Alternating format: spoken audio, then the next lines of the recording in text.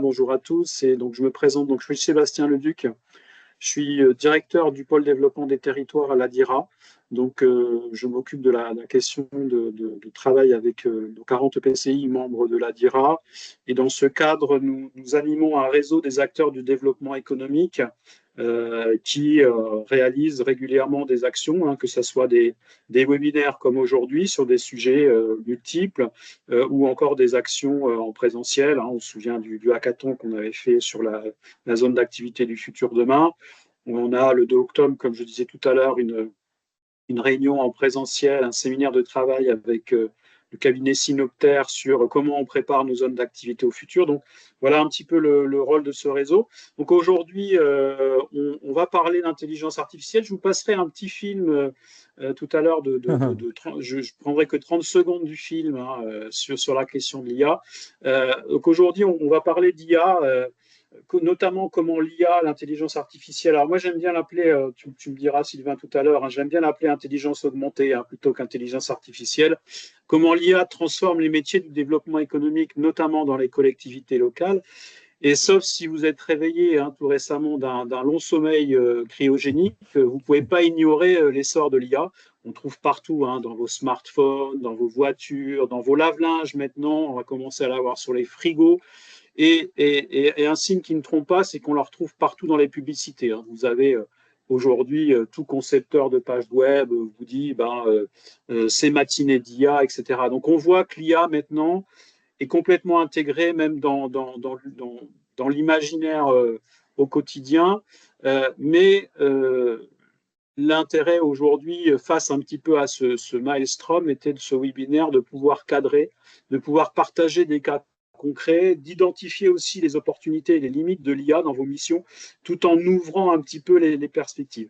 Alors aujourd'hui, pour nous aider dans ce parcours, moi j'ai le plaisir d'accueillir Sylvain Dorschner. Alors Sylvain, vous avez vu, il est connu par un certain nombre d'entre nous, hein, qui est président de Public IA, hein, président fondateur, je pense, hein, Sylvain, avec plusieurs de tes associés de Public IA, mais qu'on a connu en tant qu'ancien directeur général de Grand Innov, aujourd'hui c'est Grand Est Développement, qui était directeur de l'innovation et du développement économique au département de l'Essonne, donc qui a une expérience forte en fonctionnement des collectivités. Donc, ce qu'il va vous dire, hein, ce n'est pas quelque chose qu'il a lu dans les livres, qu'il a vécu lui-même pendant plusieurs années. Il a aussi découvert l'IA à l'époque en tant que directeur général du pôle systématique. C'est systématique à Paris-Saclay, hein, C'est ça, c'est aujourd'hui. ça. Et Public IA accompagne plus de 60 clients des collectivités locales, hein, notamment le SUNGO, Mulhouse Agglomération, la région Grand Est, Agno, Saverne, Ville et Agglomération. Donc, Sylvain est un acteur à la fois proche du développement économique, euh, proche de l'IA et qui connaît bien les collectivités locales. Donc voilà, on l'a choisi et en plus nous, au niveau de la DIRA, il a pu intervenir sur une journée de formation. Donc on l'a choisi judicieusement, je pense, et vous pourrez échanger avec lui. Alors avant de commencer, je vais essayer de vous passer un petit film que j'ai trouvé rigolo pour vous montrer que dans les années 80, on avait aussi, on parlait déjà de l'IA. Alors, je vais essayer de partager mon écran, juste un instant. Alors, voilà.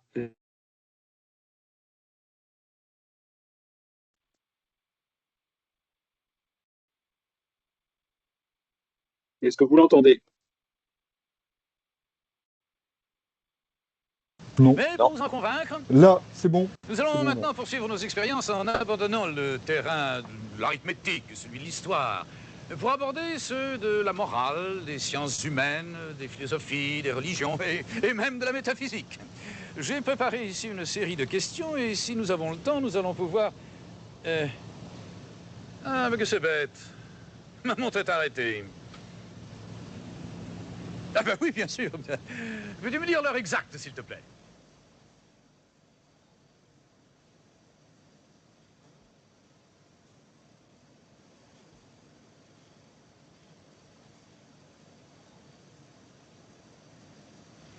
Peux-tu me dire l'heure exacte, s'il te plaît? Que voulez-vous dire par l'heure exacte? Voyons, l'heure qu'il est, voyons. Enfin, vas-tu répondre?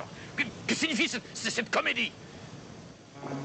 Attendez, ceci est incroyablement complexe. Je vais essayer. Il est exactement 16h01 minutes. Ah, bah enfin, tu en as pris du temps pour... Non, attendez. Mais que croyez-vous donc? La réponse n'est pas complète. Il me faut raffiner. Il est plus exactement 16h01 minutes, 26 secondes, 2 dixièmes, 92 centièmes, 534 millièmes, 4567 dix millièmes, 34 284 cent millièmes. Non, c'est faux. Ce n'est plus du tout ça. Il est très exactement 16h01 minutes, 34 secondes.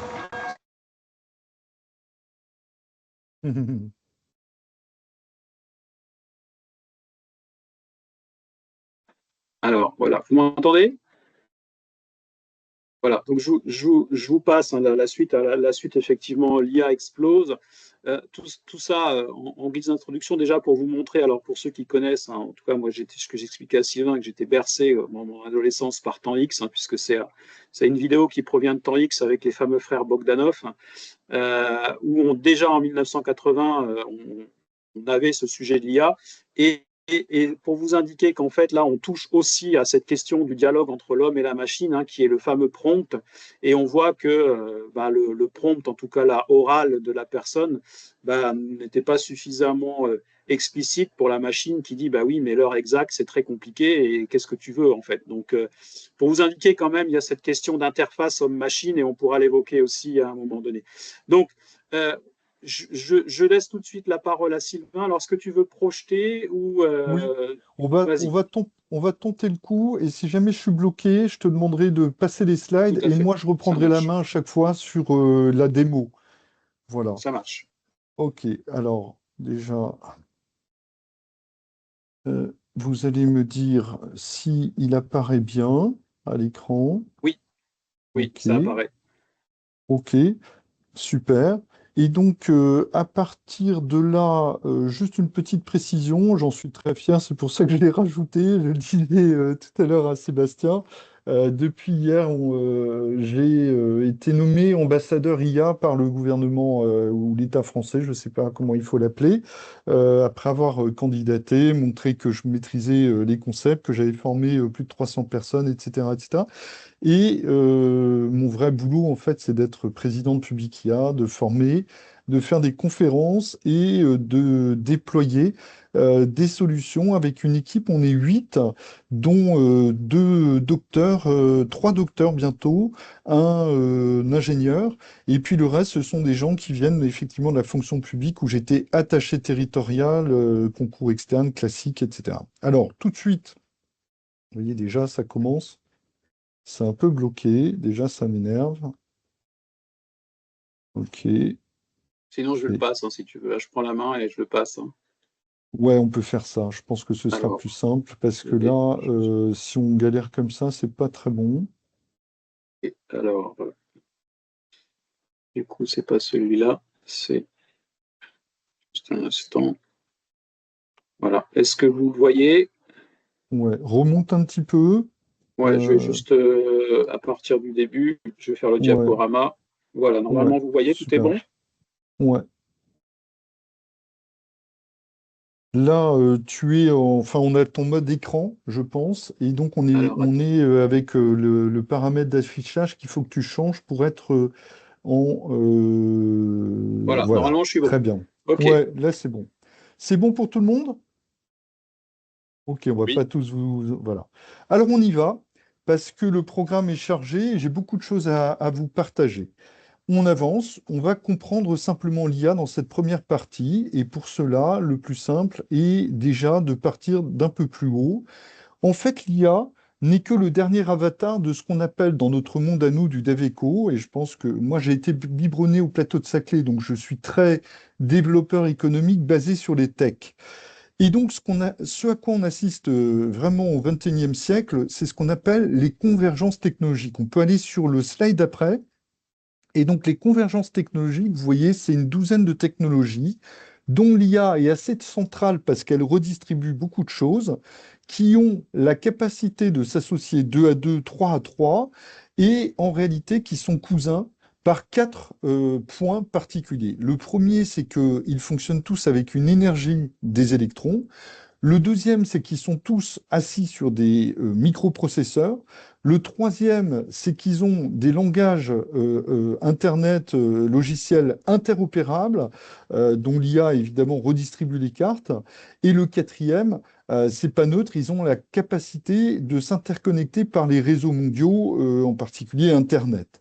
Donc vous voyez bien que quand les choses commencent à converger, on a des naissances de nouveaux acteurs, de nouveaux champions, ou d'anciens champions qui détenaient une ou deux de ces briques-là et qui viennent s'imposer et qui viennent remodeler notre monde. Alors si on va sur le slide suivant, juste pour avoir un petit exemple de ce qu'est finalement l'alliance de trois technologies, Internet 99, Apple, vous pouvez le mettre dans le fil. Premier Apple est sorti quand, pour ceux qui se souviennent par exemple? Allez, juin 2007, je vous aide. Et puis, l'AI a 70 ans, mais l'AI générative n'a que 3 ans bientôt. Et donc, vous voyez que l'alliance de ces trois choses-là sont dans le même appareil du milieu. Et surtout, pensez-y, vos clients, vos usagers, vos citoyens, vos prospects ont tout ça dans la poche, ce qui fait qu'ils sont à un niveau d'expertise au moins aussi important que le vôtre, voire meilleur s'ils utilisent mieux l'IA que vous. Alors on avance. Donc 25 ans de convergence, très bien. Ce qui fait que je vous propose, je ne sais pas si vous connaissez Stéphane Amarcy, qui est un type remarquable, un mathématicien, qui s'est lancé dans ce qu'on appelle la prospective et qui a dit que, en fait, avec l'IA, il avait une boîte de 200 personnes qui faisaient des maths appliquées à l'IA et il s'est mis à son compte pour faire uniquement une lettre, des bouquins et des conférences. Donc, avec l'IA, tout s'accélère, vraiment tout. Et donc, vous ne pouvez pas, même en tant que collectivité locale, même si vous êtes verticalisé, même si vous êtes protégé par des tas 13 codes, 400 000 normes, c'est pas pour autant que tout ça n'est pas en train de s'accélérer. Les barrières qui tombent, ça veut dire que sur votre territoire, n'importe quel de vos acteurs économiques peut être disrupté par des gens qui n'ont plus de barrières à l'entrée, qui peuvent proposer des devis et des services, hors les professions réglementées évidemment, de manière même internationale, puisque l'IA peut tout traduire. Complexité, ben, on vit dans ce monde VUCA, vulnérable, incertain, complexe et effectivement ambigu, avec de l'énergie, du climat, de la supply chain, du digital, du politique depuis hier, une nouvelle crise politique, du géopolitique. Bref, le monde de développement économique, j'ai 60 ans, a quand même bien évolué depuis ces années où c'était relativement simple à comprendre. Et puis enfin, et ça c'est très important pour vous, tout devient data. Celui qui les capte et les lit prend l'avantage, que ce soit dans l'urbanisme, j'accompagne 16 agences d'urbanisme, ou que ce soit dans le DevEco, c'est pareil. Alors on avance. Petit sondage introductif. Alors ça risque d'être un petit peu laborieux parce que ça voudrait dire que vous mettiez tout dans les conversations, mais je vais le commenter en même temps. Normalement, quand je pose cette question-là, qui utilise déjà une IA comme ChatGPT dans les milieux qui sont les vôtres, ou Perplexity ou Claude, dans les milieux qui sont les vôtres, tout le monde, ou à peu près tout le monde, 80%. Ensuite, avez-vous un ou plusieurs abonnements payants? Et je pourrais être plus subtil, avez-vous des abonnements payants GPT Plus ou bien GPT Pro? Entre 20 et 200 euros, c'est pas la même chose. Perplexity, j'ai un abonnement aussi à 200 euros, c'est pas la même chose. Avoir un abonnement gratuit versus un payant, c'est comme faire du karting versus de la Formule 1. Et puis enfin, quelle est votre fréquence d'utilisation de l'IA? Jamais, il y a des gens qui décident que ce soit jamais, et j'ai beaucoup d'élus, je forme beaucoup d'élus qui disent, moi, jamais. Voilà. Donc moi, c'est le peuple, je tiens la main, je comprends le territoire comme ça. Et très bien, j'ai pas de débat, moi je suis pas un iadolâtre, je suis quelqu'un de tempéré sur ces affaires-là. Hebdomadaire, c'est pas mal, et quotidien, en réalité, quand vous avez un abonnement à 200 euros et que vous faites ça de façon quotidienne, vous commencez à rentrer dans une grammaire de l'IA qui change radicalement la chose entre, on va dire, quelqu'un qui ferait du ski sur une piste verte en bas des pistes et quelqu'un qui prend une piste noire et qui dévale ça en saut de bosse. Voilà un petit peu mon analyse. après avoir accompagné, je vous le dis, 60 collectivités territoriales et clients, et j'ai formé plus de 400, 450 personnes. Je peux vous donner mon sentiment par rapport à cette utilisation, parce qu'il se crée une dynamique. Alors, on continue. Maintenant, on va rentrer vraiment dans le 30 novembre 2022.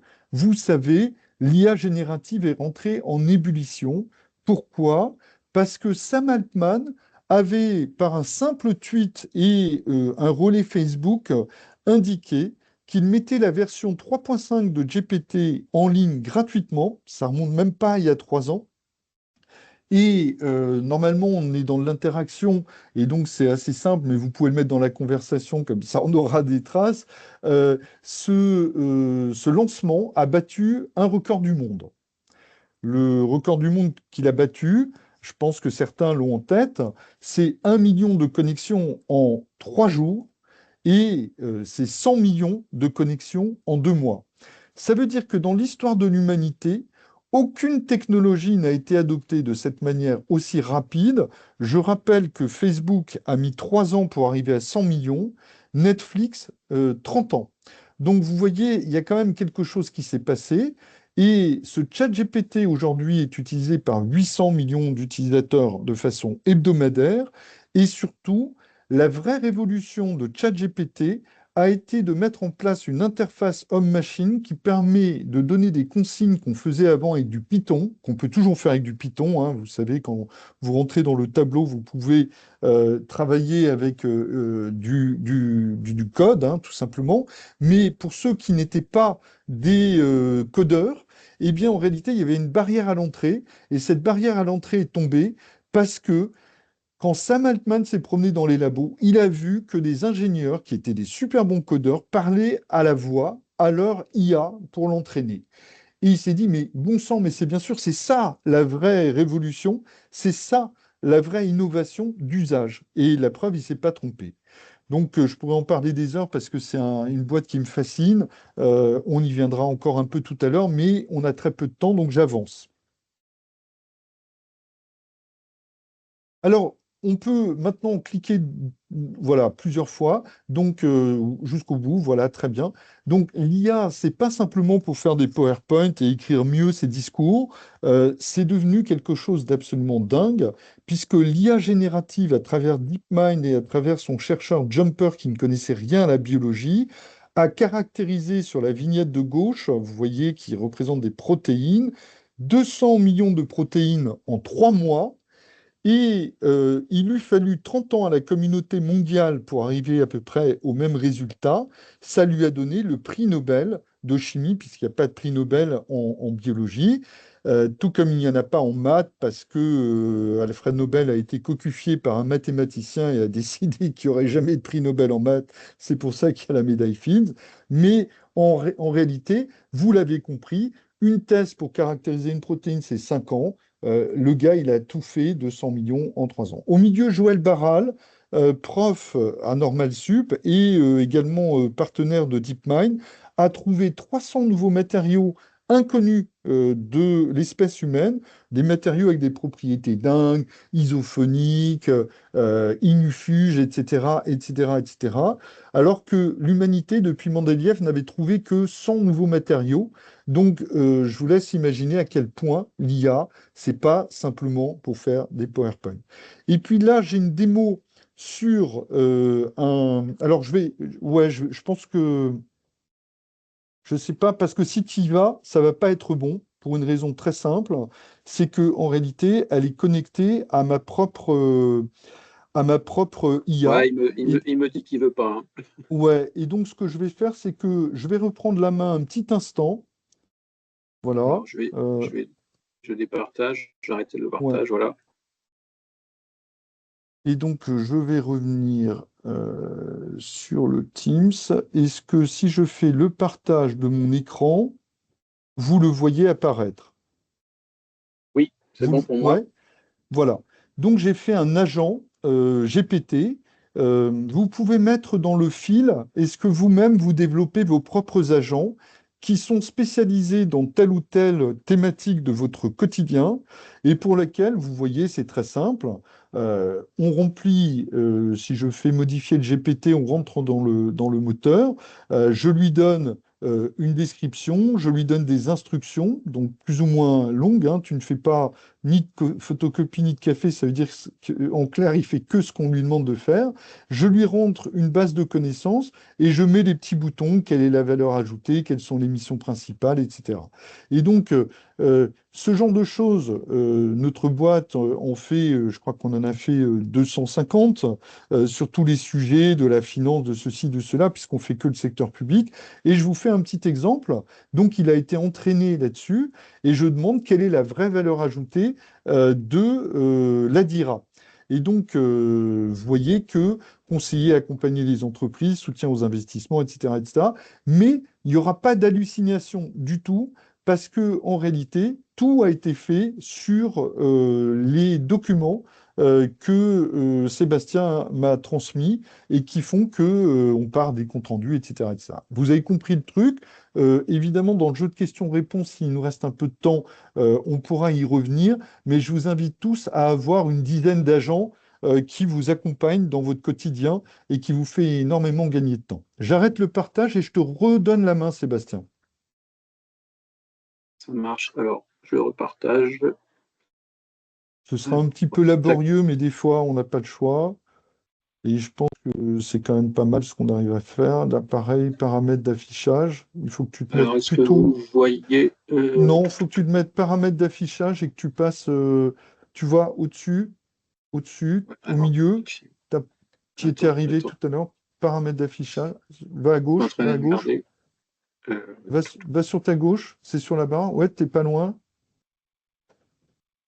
Tu vois, au-dessus Non, du je ne l'avais pas. slide, au-dessus du slide, normalement, il y a écrit afficher la barre des Ah oui, tâches. alors, attends, oui, c'est bon. Tu vois? Normalement, je vais Ouais. recommencer. Ouais, c'était bon. Je vais Parce que recommencer. si tu sors du mode présentateur, nous, on l'a en plein écran. Ouais, tout à fait. Alors, partager. Mm. Je vais refaire. Hop, désolé, hein, c'est un petit peu. C'est la technique, hein, mais je pense que si on est dans le monde de l'IA, il faut s'habituer à jongler avec tout ça, puisque l'IA, c'est avant tout, je vous le montrerai, une agilité mentale. Et vous verrez très très vite, pour ceux qui ne sont pas encore des grands habitués, qu'au début, vous allez être hypnotisé par l'outil et vous allez perdre vos réflexes métiers, et qu'au fil du temps, vous allez au contraire savoir jongler avec votre métier dans le monde de l'IA. Donc c'est assez passionnant dans la façon de faire. Alors, si on le met peut-être avec la petite... Normalement, c'est bon.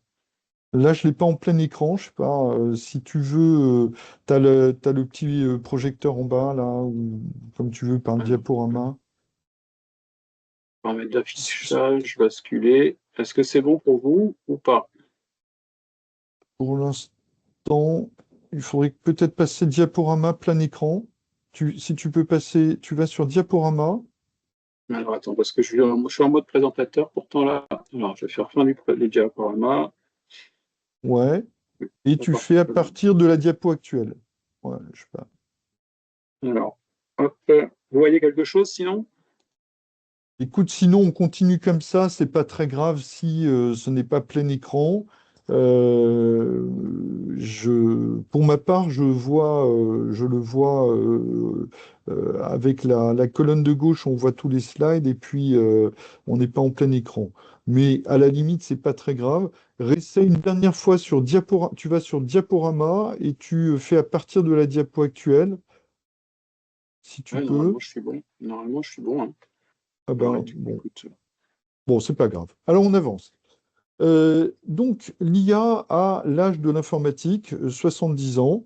Sidney est un spécialiste de l'histoire de l'IA, il pourrait compléter, mais comme on a très peu de temps, on va dire que, vous savez, l'IA est née avec Turing, Alan Turing, le lendemain de la Seconde Guerre, il casse le code Enigma. Le code Enigma n'était pas un code de type Champollion, donc il fallait faire une machine pour contrer les machines allemandes. Et en faisant ces machines-là, il s'est dit, bah, tiens, il y a peut-être un truc qui pourrait être intéressant, et il a lancé le fameux test de Turing qui consiste à repérer au bout de 5 minutes si je m'adresse à une machine ou un homme par une messagerie interposée où je ne vois ni la machine ni l'homme. Et donc ce test de Turing a été réalisé pour la première fois il y a 2 ans. Jusqu'à présent, ce n'était pas gagné. Et je passe très très vite, j'arrive dans les années 90, et là je vais vous donner un simple petit repère. Quand on parle d'IA, il y a évidemment beaucoup, beaucoup de choses à connaître d'un point de vue technologique. Moi, j'y travaille depuis 2005, puisque je dirigeais le pôle systématique et on avait ce qu'on appelait un DAS, un domaine d'activité stratégique en machine learning. Donc, machine learning, c'est de l'IA symbolique qui fonctionne selon le monde des règles. Vous allez tout de suite comprendre ce que c'est que le monde des règles. C'est si, alors, donc. Et Deep Blue, vous vous souvenez, a battu Kasparov en 97 très exactement, avec ce modèle qui consistait à avoir fait apprendre par apprentissage supervisé, donc l'homme était au cœur de l'apprentissage de la machine en étiquetant les données. Ils ont fait rentrer toutes les parties d'échecs et chaque fois que Kasparov jouait un coup, eh bien la machine répondait s'il joue ça, alors j'ai tant de possibilités et donc je vais prendre la probabilité la plus importante. Bref, c'est le monde symbolique. Déjà, vous savez ça, vous savez beaucoup de choses pour les dîners en ville. Arrivent les années 2000, on va dire une série de chercheurs comme Hinton, comme Yann Lequin pour la France, se sont dit, mais tiens, pourquoi on n'imiterait pas finalement le fonctionnement du cerveau? Et donc, on rentre dans une IA connexionniste. Donc, une IA connexionniste, le cerveau, vous savez, c'est 86 milliards de neurones qui se connectent chacun entre eux et qui arrivent à 100 000 milliards de connexions Internet, c'est-à-dire plus que d'étoiles de notre galaxie. Et ils se sont dit, ben, on va connecter des poids probabilistes qui seraient l'équivalent de neurones à travers, évidemment, de la machine, donc c'est du silicium dans la filière silicium et pas la filière carbone comme nous sommes. Et en réalité, ce sont les poids probabilistes qui vont se relier entre eux en fonction de ce qu'on leur dira. Et donc là, on change de monde. Et on prépare effectivement les années 2020, qui est l'année du Transformer. Donc 2017, Google a écrit un papier qui s'appelle Attention is all you need. Donc, Attention is all you need. Il y a Monsieur Clemens qui veut rentrer, Sébastien. Oui, alors moi, j'ai pas accès. Est-ce que toi, tu arrives à faire Alors, rentrer si tu ouais, appuies? ouais, Ouais. ouais, je pense que j'y arrive, ouais. Et, eh bien, on salue Monsieur Clemens parce que j'ai la chance de pouvoir travailler pour vous et je vous en remercie infiniment. Et donc, Bonjour, monsieur. on vient de démarrer, et donc en réalité, les années 2020 s'appuient sur ce papier de Google et lancent la génération des transformers qui ont une capacité à être, si j'ose dire, en multitâche et en temps réel et n'a plus besoin d'être auto-supervisé, il peut apprendre tout seul. Et c'est ce type d'IA qui a battu Sedol, qui était la star mondiale du jeu de Go, dont les combinaisons sont infiniment plus fortes que celles des jeux d'échecs. Mais la différence, c'est que la machine AlphaGo a appris toute seule les règles du jeu de Go, a joué 10 millions de parties contre elle-même et a battu ce champion du monde de jeu de Go. Et donc, vous voyez qu'on est passé d'un modèle assez rigide, mais solide dans les résultats, à un modèle auto-apprentissage, mais avec des hallucinations dans les années 2020. C'est ça, en gros, la petite histoire de l'IA que je peux vous raconter. Alors, on peut continuer, je le fais rentrer. Euh, on peut continuer tout simplement sur le comment ça marche. Slide suivant. Alors, moi, il n'apparaît pas à l'écran, mais Alors, tu vois, ouais, alors je vais arrêter le partage parce que là, je sais pas pourquoi, parce que moi, il y est. Alors, je vais le ok. recommencer. Alors, désolé, hein, pour ce problème de Non, non. technique. Ouais, ouais, mais je pense que quand les PowerPoint sont lourds, ça arrive, il me semble. Alors, donc là, Ok, normalement, vous le voyez. pas encore pour moi. Ça y est. Et donc là, peut-être en diaporama. Sinon, C'est bon. ouais. Et donc, on peut aller sur le slide suivant. Moi, j'ai le transformer est à l'IA, ce que l'attention est à la concentration. C'est celui que vous voyez ou pas? Non, non. Alors, ce que je te propose peut-être, on va retenter un coup, c'est que tu t'arrêtes le partage et moi je vais essayer de Vas-y. repartager. On va voir si ça tient, hein. Voilà. On va voir si ça tient. Euh, Club des développeurs. Je vais prendre diaporama à partir de la diapo actuelle. On avance. Pour l'instant, ça a Ça l'air de passe pour moi, en tout tenir. cas, hein. Pour l'instant, ça a l'air de tenir. Comment ça marche? Alors, pas d'IA sans data, vous le savez, c'est le mantra absolu. Et les data, le monde en produit 2,1 zeta-octets par an. Quand je dis ça, ça fait très pompeux. La vérité des prix, c'est 20 milliards de films, on va dire Netflix, de vos séries préférées qui sont produites en équivalent data. Pour l'IA, elle ne s'entraîne pas sur toutes les datas du monde, évidemment, sinon ça serait trop coûteux et en plus pas efficace. Elle s'entraîne très exactement sur l'équivalent d'un roman bouffé toutes les secondes, chaque fois qu'elle entraîne son nouveau modèle. Une seconde, un nouveau roman, 750 romans par seconde, et à la fin de l'année, 1350 bibliothèques François Mitterrand. C'est ça qui se passe en matière de data. Et c'est pour ça qu'on a aussi des procès, parce qu'ils bouffent à peu près tout, y compris les choses qui sont encore sous droit d'auteur. Deuxièmement, puissance de calcul, très important puissance de calcul, parce que jusque dans les années 2000, vous vous souvenez, Intel était roi du monde.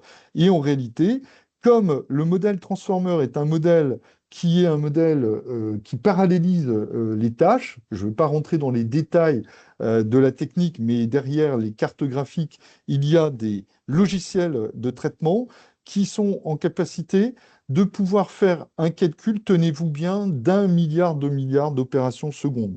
C'est comme si je vous donne une calculette, top départ, une seconde, vous me faites 1 milliard de soustraction, d'addition, de division, ce que vous voulez.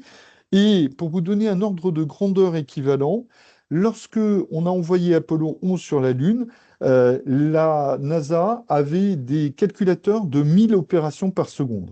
Vous voyez, c'est un truc. Donc, Nvidia est le champion du monde de cette nouvelle façon de faire, des cartes graphiques issues du jeu vidéo. Et là, vous avez le fameux modèle Transformer. Je passe rapidement. Le modèle Transformer, vous allez très très vite comprendre la logique. Quand vous lui dites je suis économiste, hein, le fameux prompt dont parlait Sébastien au début, dis-moi quelle est la place de la France en ce domaine. Évidemment, c'est un petit prompt, un prompt de feignasse, mais en réalité, elle va fonctionner comment, l'IA? Elle va aller chercher le mot suivant du précédent par probabilité de rapprochement. Donc, c'est des maths, c'est du sinus, du cosinus, et plus le proche je suis de 1, le plus je rapproche les termes qui sont le plus proches de 1. Et donc, la France est un grand pays, et après on pourra dire de l'économie, de la recherche en économie, etc., etc. Ça peut cracher jusqu'à 50 tokens par seconde. Un token, c'est presque un mot, je ne vais pas rentrer dans les détails, mais vous vous rendez compte, 50 tokens par mot, il a fait la probabilité. Sur la totalité de ces 1300 bibliothèques François Mitterrand, il est allé vraiment chercher ce qui correspondait en probabilité le plus proche possible. C'est pour ça qu'il peut halluciner, parce que ça va très vite et que la probabilité n'est pas la vérité. Alors, voilà, c'est ce que je craignais. Je suis un peu bloqué de nouveau. C'est un peu laborieux tout ça. Voilà. Mais je pense que je vais continuer comme ça. Si ça vous va, au moins on pourra avancer. Alors, vous le voyez là, une déferlante technologique? Non, je vais essayer de partager de mon côté alors. Vas-y, continue. C'est c'est énorme. Alors, j'arrête le partage. On commence. Finalement, c'est un jeu de duettiste hein, qu'on s'est fait. Si ça marche à chaque fois sur 3-4 slides, tant mieux, et on y arrivera. Super. Donc là, C'est tu bon, peux vous voyez? avancer. Ouais. Ouais, ouais, super. Avance. On va sur le slide d'après. Voilà. Donc, une déferlante technologique, on va sur le slide d'après, encore. Et donc là, on est vraiment dans quelque chose de dingue. Tous les jours, il se passe quelque chose. Vous avez le chat Mistral qui a sorti le système de reconnaissance optique le plus important, le plus puissant au monde, où vous pouvez filer un PDF, il le transforme immédiatement en vecteur. Vous avez les Ray-Ban Meta que j'ai sur les yeux et qui sont absolument formidables. J'ai fait une conférence pour les pour les artisans vendredi dernier au salon de la foire de Châlons.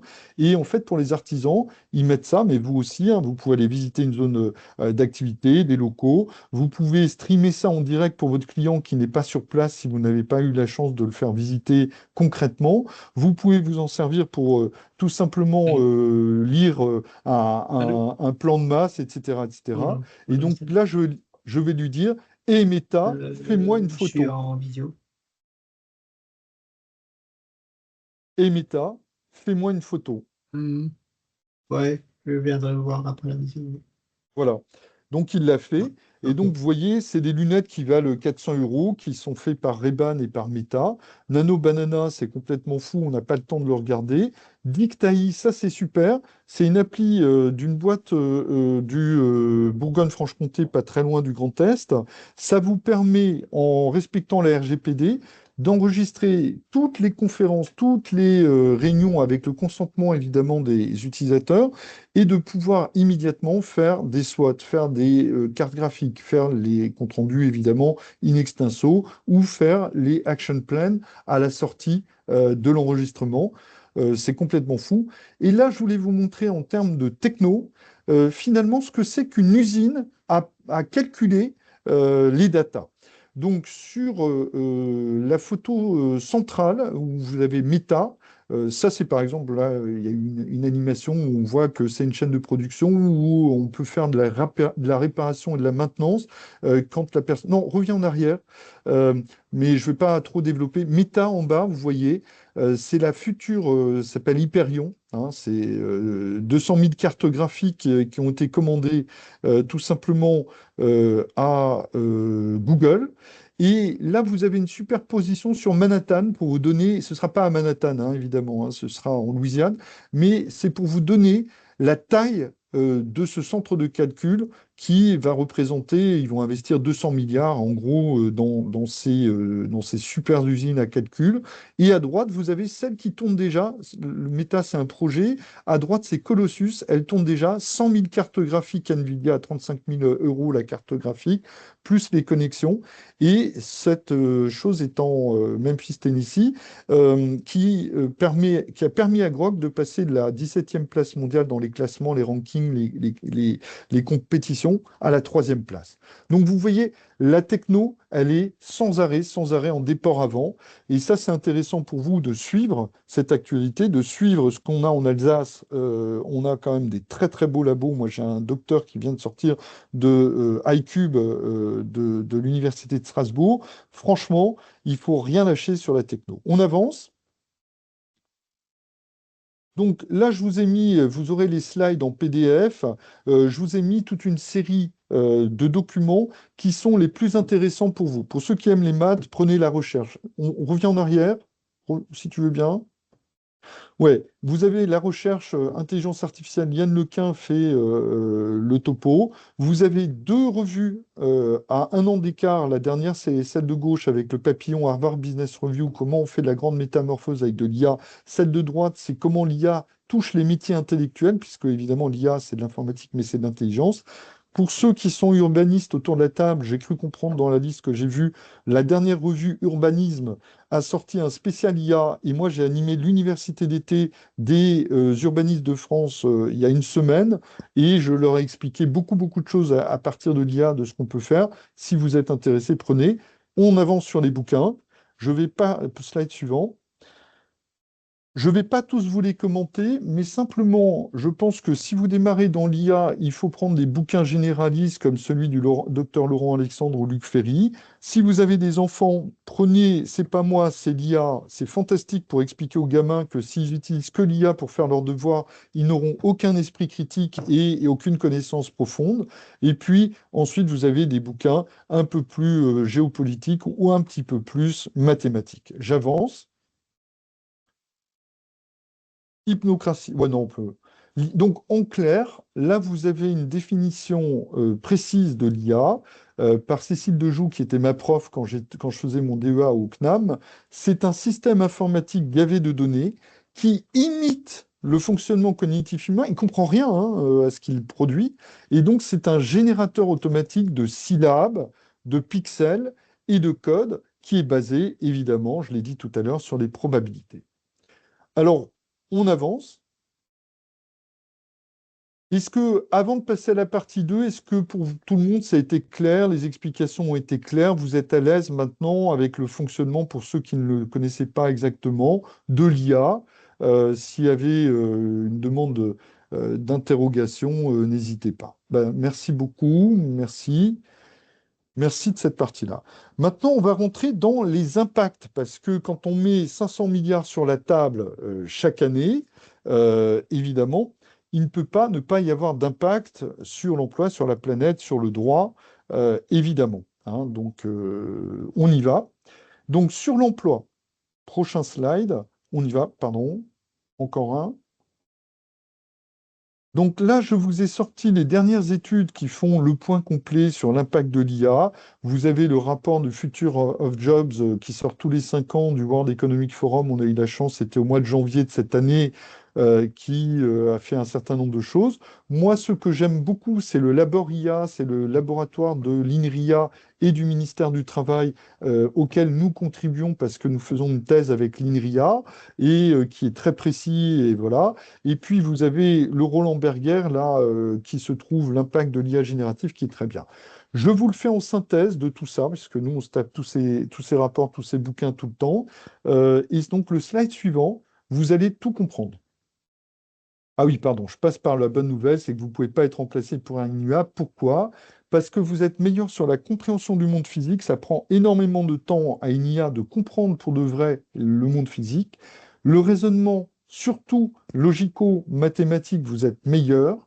La planification, et en particulier intégrant les humains, parce que quand on fait une gestion de projet, on sait qu'il y a des gens qu'il faut embarquer pour neutraliser, des gens qu'il faut éviter pour avoir pas le bordel dans son projet, des gens qu'il faut absolument monter à bord. Ça, l'IA, elle ne peut pas le comprendre. Et la mémoire persistante, qui est évidemment un des gros sujets de recherche aujourd'hui de l'IA, qui est la capacité à avoir une vision du monde qui reste permanente. Et puis enfin, vous avez le goût, le ressort et l'intention, que n'a pas l'IA évidemment, le jugement, notamment le jugement moral, la création de confiance. Vous êtes des développeurs économiques, des directeurs généraux de collectivités locales. Évidemment, la création de confiance, ça joue beaucoup vis-à-vis de vos élus, vis-à-vis de vos administrés, vis-à-vis de vos équipes. La recherche de consensus, toujours. La vision, l'oralité. Il faut le narratif, hein, le récit, le leadership, hein. Une IA ne peut pas incarner le leadership. La prise de décision, évidemment, puisque si vous regardez derrière chaque réponse de ChatGPT, il y a marqué ceci n'engage pas ma responsabilité, vérifier les choses, etc. Bonjour la responsabilité. Et l'humour, l'IA a un humour très très faible, je dirais plus faible que celui de Toto. Et puis j'aimais bien Camelot quand le druide voulait aller dans les concours de blagues dans la forêt de Brocéliande. Son roi lui disait je crois qu'il ne faut pas y aller. Ben, c'est un peu pareil pour nos amis de l'IA. Alors vous voyez, on a quand même beaucoup de choses sur lesquelles on reste meilleur pour l'instant. Si on va plus loin, on a un impact sur l'emploi. Alors en réalité, pour que vous compreniez bien les choses, un emploi, c'est jamais un emploi. Un emploi, il se subdivise en tâches. D'accord. En moyenne, vous avez 1250 métiers en France. Chacun des métiers a environ une dizaine de tâches. Et ces tâches, elles peuvent être assistées par de l'intelligence artificielle, elles peuvent être automatisées par l'IA, remplacées par l'IA ou jamais remplacées par l'IA. Et alors, comment lire ce graphique? C'est très simple. Tout ce qui est le carré supérieur gauche que tu peux peut-être surligner de la souris, comptable, télévendeur, secrétaire, etc., ce sont les tâches au degré maximum d'exposition à l'IA qui vont normalement disparaître dans les années qui viennent. 800 000 emplois sont concernés en France, pas dans la fonction publique territoriale, non pas parce que vous n'êtes pas touché, mais parce que vous êtes protégé par le statut, hein. Je rappelle que moi-même, j'ai été fonctionnaire longtemps et on est protégé par le statut. De l'autre côté, exactement dans le carré droit inférieur, ce sont les métiers qui sont les moins impactés par l'IA. Ce sont évidemment les métiers de l'intermédiation, de la beauté pour les coiffeurs, les esthéticiens, ou de la relation humaine pour les assistantes maternelles, les métiers du soin, les métiers de la main pour faire court. Et puis, si tu appuies une fois de plus sur le bouton, va apparaître. Vas-y, clique. Voilà. Vous, vous êtes ici. Non, non, reviens. Vous, vous êtes ici. Vous êtes dans cette partie de l'IA où vous allez devoir cohabiter avec l'IA sans jamais être remplacé pour les années qui viennent. Donc, mon petit conseil, c'est autant vous y mettre le plus vite possible pour être très à l'aise dans vos métiers et dans vos métiers augmentés par l'IA, mais pas remplacés par l'IA. On peut avancer? La vraie question, vraiment, c'est pas tellement pour vous. La vraie question, c'est plutôt quels vont être les impacts de l'IA sur votre territoire, parce que toutes les entreprises qui sont présentes, moi, j'ai fait des conférences devant des clubs de TI, etc. Ils utilisent tous l'IA et leur logique est très simple. Quand une tâche peut être automatisée à 70% et coûte 30% moins cher que l'être humain, je remplace systématiquement l'humain par un robot IA. Pas un robot humanoïde, un robot, un agent intelligent. Ça veut dire que sur votre territoire, en dehors de votre collectivité locale, il y a des tas de boîtes qui aujourd'hui sont en train de se poser ces questions-là, voire déjà de passer à l'action, et ça va changer évidemment la donne sur la démographie, l'usage, l'utilisation des services publics, etc., etc. Je vous laisse faire le déroulé de votre métier que vous connaissez par cœur. On avance. Impact sur la planète. Donc ça, c'est très important. J'ai eu la chance d'être associé par Sylvain Wazerman à l'animation d'un think tank sur l'IA et la planète qu'il organisait autour de l'ADEME à Paris. Et donc, je vais vous donner maintenant les 3 transparents qu'il faut absolument comprendre pour savoir ce que c'est que l'impact. On avance. Donc, premièrement, toutes les sources sont là, donc on vous les donnera. On avance encore, je ne vais pas les préciser. Euh, En réalité, le secteur numérique mondial, en dehors de l'IA et intégrant l'IA, c'est 4000 terawatts d'utilisation d'électricité, 400 réacteurs nucléaires, l'équivalent de la consommation de 2 milliards d'habitants. D'accord? L'IA générative, juste l'IA générative, c'est 60 réacteurs nucléaires, 300 millions d'habitants en équivalent consommation électricité. Pour donner un ordre d'exemple, en Irlande, 27% de toute la consommation énergétique est absorbée par l'IA générative. On avance. Quand vous parlez de l'IA, elle consomme quoi? Elle consomme l'énergie, elle émet du carbone, elle utilise de l'eau de façon directe pour refroidir et de l'eau de façon indirecte pour produire de l'électricité, notamment l'hydroélectricité, le refroidissement du nucléaire, etc., etc. Et donc, vous vous rendez bien compte qu'on se retrouve avec, à chaque fois, des chiffres qui sont abracadabrantesques, puisqu'on arrivera bientôt à l'équivalent de la consommation de l'Argentine et de la Suisse réunie, en sachant qu'en France, l'empreinte carbone n'est que de 2,5%, parce que vous savez que beaucoup de notre mix énergétique repose sur le nucléaire, qui ne produit pas de carbone. Donc, c'est quelque chose d'important à avoir à l'esprit. Évidemment, les gens travaillent, chercheurs travaillent à réduire cet impact-là. Il n'empêche que ça consomme. Alors, ça consomme comment? On peut aller sur le dernier slide qui explique. Voilà. Ça consomme. Non, reviens juste un petit peu sur celui d'avant. Ça consomme quand on est en entraînement initial, vous voyez, c'est-à-dire quand on lui donne à bouffer les fameuses bibliothèques François Mitterrand pour sortir le nouveau modèle, hein. Les nouveaux modèles s'enchaînent à une vitesse jamais vue, tous les 3-4 mois, un nouveau. Quand on entraîne ça, c'est l'équivalent d'une ville de 170 000 habitants pour ChatGPT, le dernier modèle. Et puis, il y a ce qu'on appelle la consommation qui est liée à l'inférence. L'inférence, c'est la réponse à la question que vous posez. Et donc, c'est relativement bas, hein, 0,01 à 1 Wh, un peu plus quand on fait des photos. C'est effectivement déjà 10 fois plus qu'une requête classique sur Google. Mais, sauf que il y a 10 milliards de requêtes par jour aujourd'hui. Hein. Donc forcément, si c'est pour demander la météo, si c'est pour demander les résultats du loto ou du foot, etc., c'est ce qu'on appelle des usages qui sont inutiles et qui crament la planète. Donc faites attention dans vos usages de l'IA. On continue à avancer. Il y a aussi une IA qui est bonne pour la planète parce que les problèmes en réalité du climat, de l'environnement sont des problèmes complexes et l'IA générative, elle est extrêmement bien adaptée à tout ce qui est la complexité. Donc là aussi, de ces 3 études et bouquins de Gilles Babinet, slide suivant, je vous en ai fait une méga synthèse, ça nécessite de le lire, mais vous voyez aussi que l'IA peut être bonne pour la planète parce qu'elle permet d'optimiser la consommation énergétique, d'améliorer la gestion des ressources naturelles. L'eau, évidemment, est quelque chose de plus en plus prégnant aujourd'hui en Alsace, par exemple. Anticiper et prévenir les risques climatiques et accompagner l'adaptation au changement. Donc, il faut tempérer. Ça crame la planète, mais ça peut aussi sauver la planète. Donc, c'est l'IA utile, d'accord? On peut avancer. Et maintenant, impact sur le droit. Je voudrais simplement que vous soyez, on avance, que vous soyez tout à fait à l'aise avec ça. C'est très simple. Il n'y a pas en France une loi sur l'IA. C'est la transposition de l'AI Act européen. Et puis, il y a toute une série de lois sur les data, la loi sur la République numérique, une partie de la loi Notré, évidemment la RGPD. Et en réalité, ce qui se passe, c'est que sur tous les modèles qui sont commerciaux, comme ChatGPT, Claude Anthropique, Perplexity, quand vous donnez un document confidentiel, vous brisez la loi de la RGPD parce qu'il le prend, il le garde, il ne vous le rend jamais, il ne détruit pas le document et il entraîne la génération suivante de son modèle avec vos documents. Donc ça, déjà, premier réflexe, ne jamais mettre des documents RGPD incompatibles. Voilà. Ensuite, il y a certaines IA qui sont interdites, manipulation, scoring, on peut rester.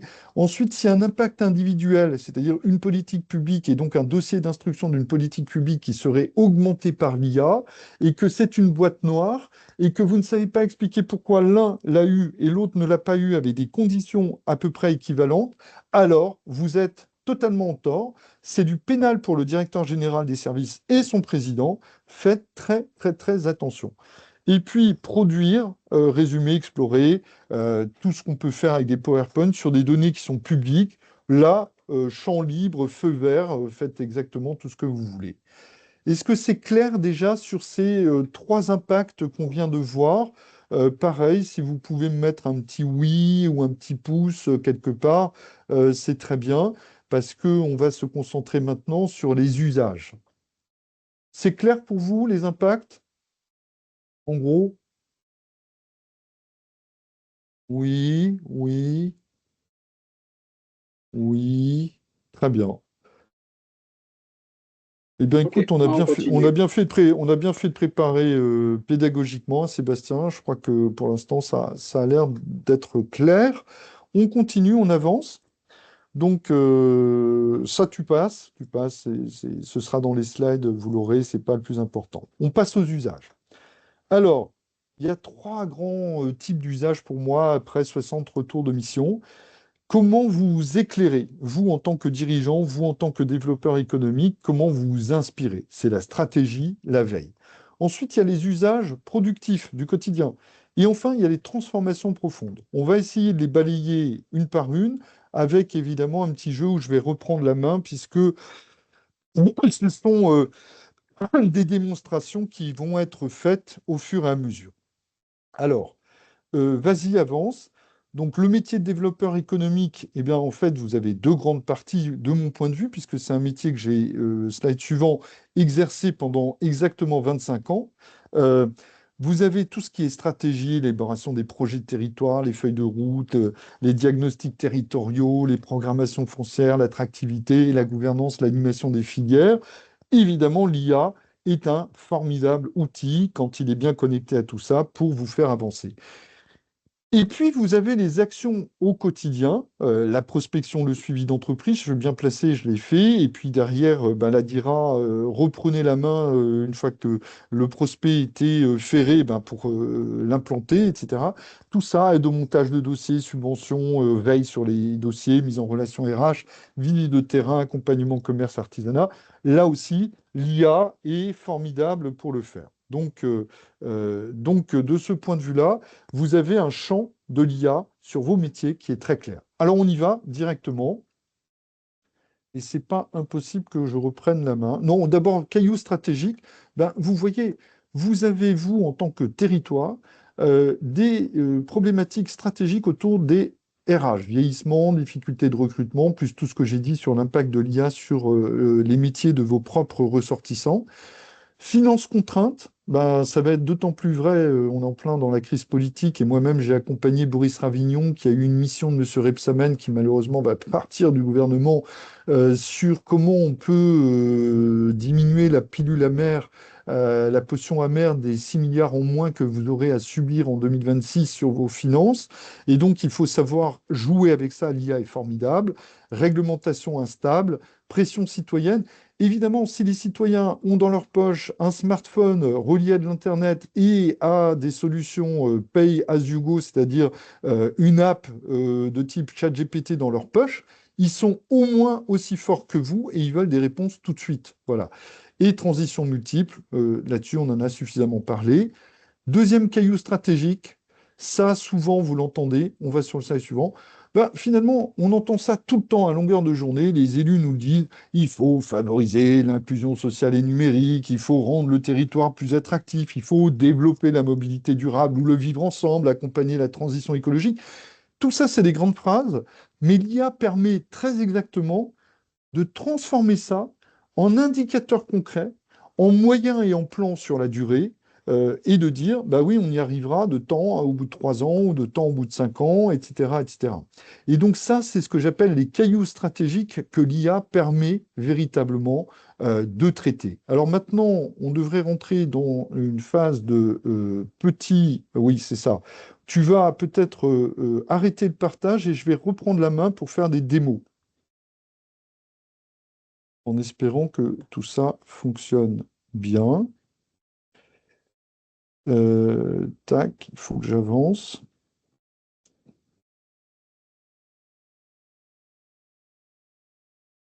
Ok, hop, démo, elle est là, hop.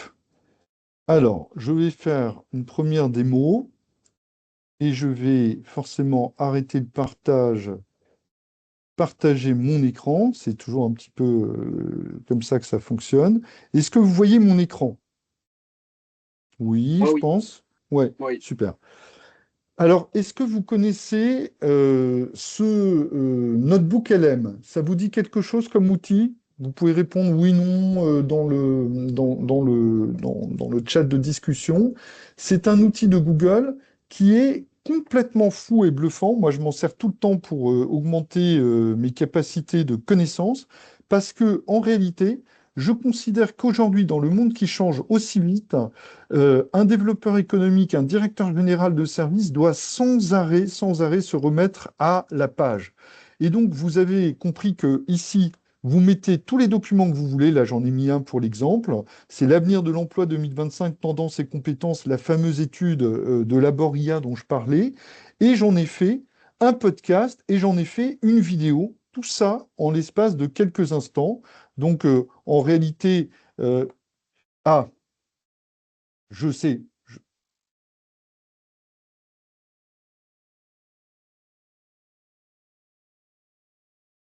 Concrètement, qu'est-ce qui se passe vraiment au-delà, on va dire, des beaux discours? C'est un peu la question qu'on Vous explore entendez le aujourd'hui. son là? On va plonger dans les résultats d'une étude, je trouve particulièrement Oui, c'est bon. intéressante, le projet Ok. Explorer. C'est mené par le ministère du Travail et l'INRIA. Et le but, c'est pas juste de mesurer si l'IA est performante, non, c'est de comprendre comment elle s'intègre pour de vrai dans le quotidien du travail. Et surtout, comment on fait pour qu'elle nous aide vraiment, qu'elle soit capacitante, comme ils disent, qu'elle augmente nos capacités plutôt que de nous remplacer ou de dégrader le travail, quoi. Et pour comprendre ça, ils n'ont pas juste envoyé des questionnaires aux chefs, hein. Ils ont allé voir pendant 6, 8 mois dans différentes boîtes, des entreprises, des administrations. Ils ont observé, parlé avec les gens. Une approche très... Bon, je ne vais pas continuer longtemps. Vous avez vu, on a un podcast de 16 minutes d'une étude de 70 pages qui est fait sous forme d'interview et qui permet, en quelque sorte, quand vous êtes au volant de votre voiture, que vous embêtez dans une queue ou que vous marchez pour apprendre en marchant, ça marche très très bien, eh bien, vous pouvez prendre tous les bouquins, toutes les choses intéressantes et importantes et vous mettre à la page. Et vous pouvez faire des cartes mentales, vous pouvez faire des rapports, vous pouvez transformer ça en ce que vous voulez. C'est un outil qui est absolument incroyable. D'accord? Donc ça, c'est le premier outil que je voulais vous montrer. Il vous sera utile dans votre quotidien. Ensuite, on va continuer sur un deuxième outil qui s'appelle Perplexity. Alors Perplexity, je ne sais pas si vous le connaissez, Perplexity. Hop, tac, vas-y.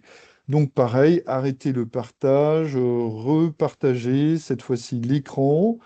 Et normalement, il apparaît là, vous voyez. Et donc, c'est quelque chose qui va tuer littéralement Google sur la recherche tant qu'ils ne seront pas à ce niveau-là. Vous posez une question, ce fameux prompt, tu es un spécialiste du développement territorial en Alsace et tu cherches à connaître tous les rapports les plus structurants pour ton activité émanant de la région Grand Est ou de la CEA. Quels sont-ils? Et donc, vous voyez qu'il va scroller toutes les sources possibles. Il s'en fiche complètement des classements sponsorisés que Google nous pousse en avant. Il va prendre le 250e site, mais qui a un indice de confiance très important. Il va en faire des synthèses et il va vous mettre les notes qui vous permettent d'accéder à chaque fois au PDF en question, évidemment, et de pouvoir tout simplement se retrouver à avoir le meilleur de l'état de l'art. Et ensuite, vous pouvez prendre votre rapport, le mettre dans le notebook LM, en faire un podcast. Bref, l'agilité qui caractérise évidemment l'utilisation de l'IA quand on est un peu averti. Et puis là, vous avez... Sylvain, tu as juste Oui, Gilles qui te demande l'outil de Google, le nom de l'outil de Google que tu as utilisé pour les podcasts notamment. Et ah, c'est Notebook LM, mais vous l'aurez dans le PDF qu'on vous enverra. D'accord? Donc, il y a toujours la même chose, hein. Les abonnements sont. Il y a la gratuité. La gratuité, ben, le produit, c'est vous. Et en plus de ça, vous êtes limité dans le nombre de podcasts que vous pouvez faire et dans la durée. Là, j'étais sur un podcast à 16 minutes. Quand vous l'avez en gratuit, c'est 5 minutes maxi. Enfin, il y a ce genre de choses, etc. Et Perplexity, vous voyez, là aussi, vous l'aurez sur le PDF. Je vous ai même fait un petit numéro de téléphone. Vous pouvez le rentrer dans WhatsApp. Ce qui fait que votre veilleur de poche, qui est d'un niveau vraiment très très poussé. C'est comme si vous aviez un cabinet de veille dans votre poche, littéralement. Ben vous l'interrogez simplement sur votre WhatsApp à la voix ou au texte. Et vous êtes chez un client, vous avez une visite, vous avez quoi que ce soit en préparation, il va tout vous dire avant d'y aller ou pendant, si vous êtes un peu bloqué. Et puis là, j'avais fait quelque chose avec ChatGPT sur la stratégie, mais on va avancer parce que le temps tourne. Euh, Là, je pense que vous voyez ce slide à l'écran, vous le voyez là? alors, ce qu'on voit à l'écran, c'est le transformer est alias que l'attention est à la concentration. Oula, Ouais. c'est très très très très loin. Alors, en réalité, ce que je vais faire, c'est ça. Je vais vous montrer quelque chose. Hop, hop, hop. Arrêtez le partage de ça. Hop, et comme ça, vous aurez le partage d'un outil qui est ça. Est-ce que vous connaissez GetAbstract? Quelqu'un connaît GetAbstract? En réalité, c'est une boîte américaine qui prend tous les best-sellers du monde de l'économie, des sciences, des technos, du management, et qui en fait des résumés en ayant un critère, il faut que le livre soit bien classé en termes de qualité. Et donc, quand vous prenez Artificial Intelligence, vous voyez, vous avez ça, vous téléchargez ça, vous le prenez en EPUB, c'est-à-dire sur votre liseuse, ou en PDF, et le PDF, vous le prenez, vous le glissez directement dans le notebook LM, et vous vous faites un podcast de ce bouquin. Et comme ça, on peut. Enfin, personnellement, j'ai une cinquantaine de podcasts que je me suis tapé sur les choses les plus avancées qui me semblent être importantes pour le travail d'un développeur économique ou de quelqu'un qui s'intéresse à l'économie. Donc ça, c'est quand même très très important d'avoir toujours ce petit coup d'avance, parce qu'aujourd'hui, les sujets clés que je me suis amusé à chercher pour vous, c'est nouvelle économie des communs et de la donnée. Il faut que vous soyez des pros là-dedans. Transition énergétique et recomposition industrielle, vous devez être super pro. Crypto-économie et finances décentralisées, n'oubliez pas que le dollar va être changé par des blockchains et des cryptos. Si vous n'êtes pas aguerri là-dessus, ça va être dommage pour vous. Géopolitique et sécurisation des chaînes de valeur, mutation du travail et attractivité territoriale. Voilà 5 sujets clés sur lesquels il y a 25 bouquins qu'il faut absolument connaître. Mais comme on n'a pas le temps de lire 25 bouquins en aussi peu de temps, on se fait du get abstract sur les résumés, on les met dans ces podcasts, on fait de la marche, on fait de la voiture et on apprend et on est bon. Est-ce que ça vous parle, ça? Ok. Alors maintenant, on va rentrer dans des usages simples et productifs. Alors, je ne sais pas si ça vaut le coup que tu reprennes la main pour Écoute, je vais simplement... essayer. Je vais Ouais, essayer. ouais, Alors, j'arrête le partage. ok. J'espère que déjà jusqu'à présent, ça correspondait à vos attentes sur comment on est agile avec tout ça. Donc là, on peut avancer. Tu vois mon écran. Oui, très bien, tu peux avancer. Ok. Get abstract. Donc là, Ok. voilà. Et donc là, maintenant, on va rentrer dans les usages simples et productifs et on va faire directement un certain nombre de choses en direct, live, hein, donc avec toute la, la- les aléas de la technique, mais on va essayer de faire au mieux. Si tu cliques comme ça, on peut faire des rédactions de discours, on peut faire clic, voilà, des comptes rendus, des rapports, des présentations. La veille, on en a parlé, etc. Donc, écrire un discours, une prise de parole, là, tu peux quitter ton écran parce que tu n'y arriveras pas malheureusement il est installé chez moi, cet agent. Et donc, c'est moi qui vais reprendre un peu la main là-dessus pour aller tout simplement sur cet agent Démosthène. Donc, qui est un agent qu'on a fait nous-mêmes, hein, selon le principe que je vous avais montré avec la DIRA. Est-ce que Non, on a là, toujours la slide. On a toujours ta slide du ok, transformer. ok. Alors, ce qu'on va faire, c'est que là, vous le voyez maintenant. Oui, c'est bon. Ok. Voilà. Donc là, on peut rédiger un discours à peu près sur tout ce qu'on veut, et donc on peut lui dire, je suis, je ne sais pas si elle est là, hein, mais comme on m'a dit que vous seriez là, madame, la nouvelle DGS de la communauté de communes de la Comcom du pays, du canton d'Erstein. On peut faire quelques petits typos, hein. On va quand même faire ça proprement. Canton d'Erstein. Fais-moi. Alors, on a rentré dedans tous les meilleurs discours. On a rentré dedans toute la meilleure façon de construire un discours, les 48 façons d'avoir raison de Schopenhauer, toutes les règles de déontologie de Démosthène, etc., etc., tout ce qui correspond vraiment à la fabrication d'un discours. Fais-moi un discours ambitieux pour mes agents sur le thème de la rentrée économique. Voilà. Donc, ça, vous entraînez vos agents, vous lui donnez plein de discours qui vous ont inspiré, depuis Obama jusqu'à je sais pas quel, voilà, et il va mouliner, non pas en général, mais pas sur les 1300 bibliothèques François Mitterrand, mais juste sur celles que vous lui avez données. Et donc là, il fait quelques questions. Alors, il faudrait répondre à ces questions. On n'a pas trop le temps d'y répondre. Mais en gros, on va mettre 5 minutes. On va mettre 5 minutes. On va mettre souligner les efforts de l'équipe. Vous voyez, il parle avec vous et il vous permet de rédiger le meilleur discours. En plus, vous pouvez rentrer vos discours et votre style. Moi, il connaît mon style et il écrit exactement comme j'écris. Et puis, sans agent, voilà, on va faire ça comme ça. Hop. Et il est parti, normalement, pour écrire son discours. Voilà. Ok, bonjour à toutes et à tous. C'est un moment que j'attendais avec impatience, pouvoir m'adresser à vous ici, la rentrée dans ce lieu qui est désormais aussi le mien. D'abord, merci pour votre accueil, votre bienveillance, vos premiers mots, vos premiers gestes, etc. Vous voyez, on peut continuer comme ça. La rentrée économique, on aurait pu rentrer tout le truc de l'INSEE sur le canton d'Erstein, on aurait eu les chiffres les plus exacts, les entreprises les plus emblématiques. Eh bien, voilà un petit peu, j'ai mis 5 minutes, en gros, il a fait son calcul, on est à peu près à 120 mots par minute et il a fait son calcul. Est-ce que c'est clair cette première démo?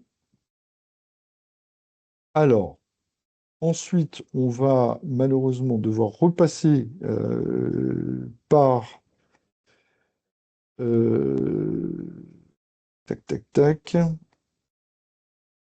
par ça. J'ai une deuxième démo qui est, alors vous ne la voyez pas, mais je vous l'ai dit, je lui ai demandé de synthétiser la S3 en 5 minutes chrono. Je suis développeur économique et puis mon DGS me demande de me dire c'est quoi cette S3, est-ce qu'on peut en avoir un intérêt, etc., etc. Et il faut que, un, je la résume et que, deux, j'en fasse un PowerPoint. D'accord? Et donc, ce que j'ai fait, donc là, je vais repasser en mode tout simplement euh, en mode démonstration. Tac, tac. Ouais, là, hop, hop.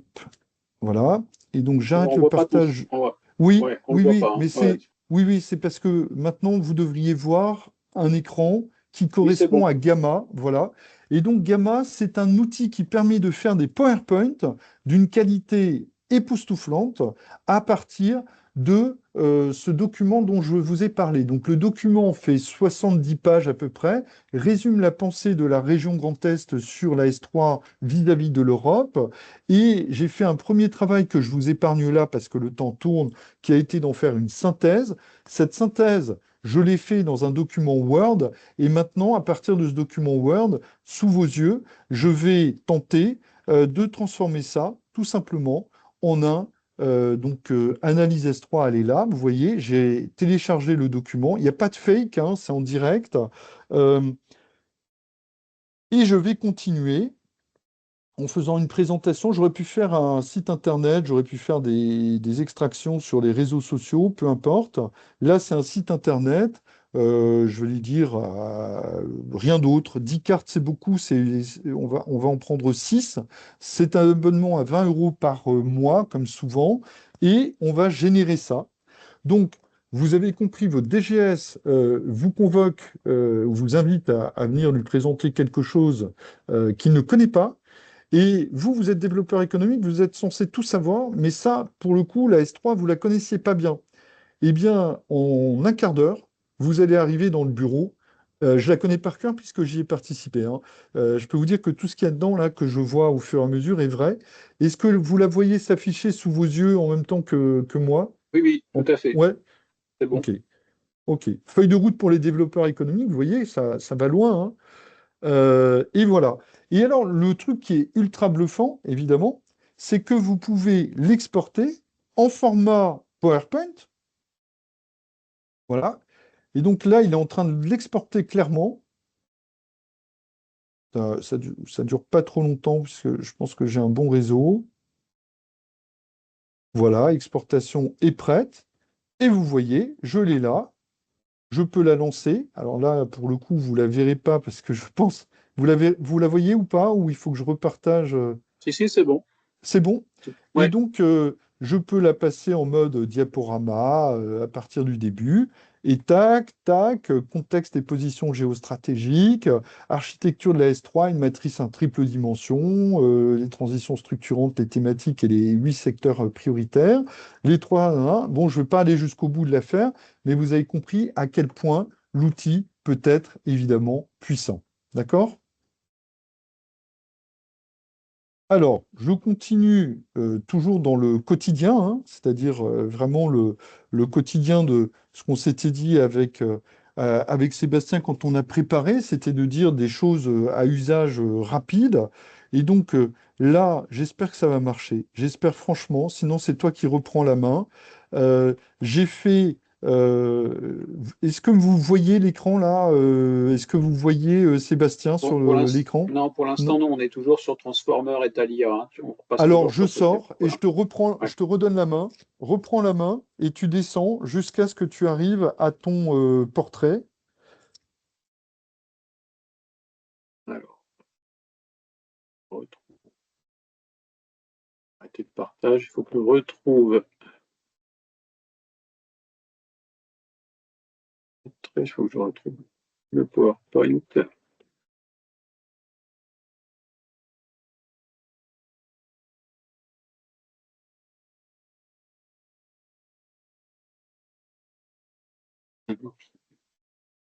C'est bon? Attends, voilà. La démo, la S3, analyse avancée. Vous voyez quelque chose? Écoute, non, mais c'est pas grave, je reprends la main et je l'ai trouvé. Donc je vais le Ok, faire en direct. ça marche. Et donc normalement vous voyez Sébastien à l'écran. Est-ce que c'est vrai? Vous le voyez? Est-ce que Ouais, tout c'est le monde moi. voit ces... Ouais. Eh bien, on y va. J'ai pris ta photo sur le site de la DIRA. J'ai oublié de la recadrer. Ah, attends. Il faut que je fasse partage avec le son, parce que je crois qu'à chaque fois, il faut le redonner. Oui. Voilà. Un peu laborieux, mais c'est comme ça. On y va. Bonjour, je suis Sébastien Leduc. La S3 du Grand Est, c'est notre feuille de route pour transformer l'Alsace, accélérer l'industrie 4.0, réussir la transition écologique et numérique et soutenir la santé et la bioéconomie. Ensemble, faisons de notre territoire un hub européen de l'innovation. Donc, assez bluffant, je pense, parce que Oui. j'aurais pu Ouais, alors, est-ce que mettre tu peux plus. me faire la même chose si je me présente aux élections à la mairie de Strasbourg? Tu peux me faire aussi un truc. Alors, surtout, je peux te le faire en 121 langues, donc ça peut être intéressant pour la prospection, pour présenter son territoire dans 121 langues, sans avoir à se taper les traductions et puis les séances vidéo. Alors, je l'ai fait en 2-2 parce que forcément, c'est pas le plus propre. J'aurais pu le recadrer, j'aurais pu améliorer les choses, j'aurais pu te mettre une autre chemise blanche avec une cravate. J'aurais pu faire plein de choses, mais ça s'appelle iGen. Donc, je ne sais pas si certains l'utilisent autour de ça. Mais iGen permet effectivement de faire ce genre de choses qui vous permettent d'être présent sur les réseaux sociaux. D'accord? Donc là, je vais te demander de reprendre la main pour les transformations profondes. J'ai terminé la partie sur ce qu'on peut faire au quotidien. Je vous ai épargné les mails, je vous ai épargné les synthèses de rapports, les ceci, les cela qu'on a vu un petit peu au début. C'était juste pour survoler l'affaire. C'est bon, tu peux reprendre la main sur le PowerPoint. Oui, mais est-ce Voilà, que vous le voyez c'est... là? Ouais, très bien. Mm. Alors, tu peux descendre sur le 48, voilà, Je ne sais et pas s'il même le est en- 49. Non, il n'est Ouais, pas vous en êtes en grand grand. écran. Tu veux que je le mette en grand écran ou lui, il est déjà Si- en grand? Non, il n'est pas en grand, mais si tu... Ouais, il faut que tu Alors, fasses les... Là, il faut que tu changes les paramètres d'affichage. Là, tu es revenu au début. Euh, Ouais, il faut que tu avances. Il faut que tu ailles au 49. mince, alors, je suis obligé de le. Mais surtout, après, au-dessus de la barre, là, tu auras les paramètres d'affichage et il faut que tu te mettes en mode plein d'écran parce que là, on a le mode qui est le tien, c'est-à-dire que tu as un double écran et on voit ton double écran. Vas-y, continue. Donc ça, on l'a vu, voilà. Là, on comprend les choses. Moi, je dirais au milieu, là, paramètres d'affichage au milieu. Voilà. Là, au Attends, faut que milieu. je. Ouais, Ouais, ouais, là, mais il faut t'y es que je, pas. voilà, faut que je bouge la barre parce qu'en fait, j'ai la barre qui me gêne. OK, Voilà, normalement, voilà. c'est bon. Donc, ouais, super. Donc, il faut que vous compreniez, mesdames, messieurs, que en réalité, vous avez deux IA qui vous concernent. Vous avez une IA qui est centrée sur les données, où de temps en temps, vous allez faire des RPA, des petits robots, tantôt vous allez faire du machine learning, tantôt vous allez faire de l'IA Gen.